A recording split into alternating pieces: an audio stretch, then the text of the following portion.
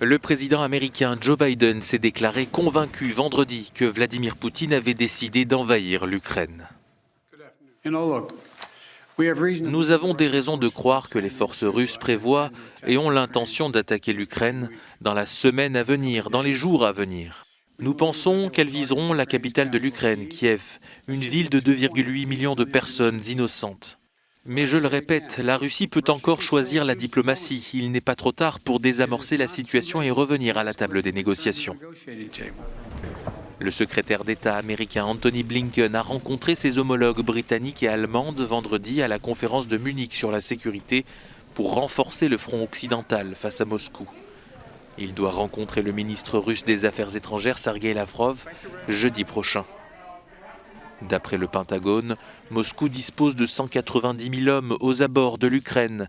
40 à 50% de ses troupes seraient en position d'attaque, selon Washington, alors que les heurts se sont intensifiés dans le Donbass.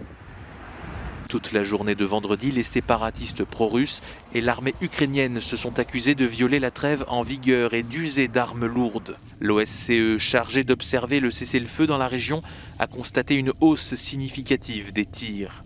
Selon les États-Unis, ces heurts seraient provoqués par la Russie et pourraient permettre de justifier une offensive de plus grande ampleur. Conséquence de ces troubles, les deux républiques séparatistes autoproclamées dans le Donbass ont annoncé l'évacuation des civils vers la Russie. Vladimir Poutine a par ailleurs ordonné le versement d'une somme d'argent à chaque personne quittant ces zones. Moscou se pose en défenseur des populations russophones dans la région, la plupart disposant de passeports russes. Kiev dénonce pour sa part des manipulations et une guerre de l'information. Le secrétaire national de la sécurité ukrainienne a réagi.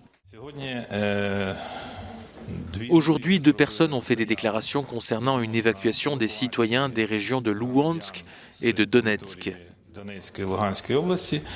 Comme si l'armée ukrainienne prévoyait d'attaquer Donetsk et Louhansk pour récupérer nos territoires. Je peux dire que ces déclarations n'ont rien à voir avec la réalité.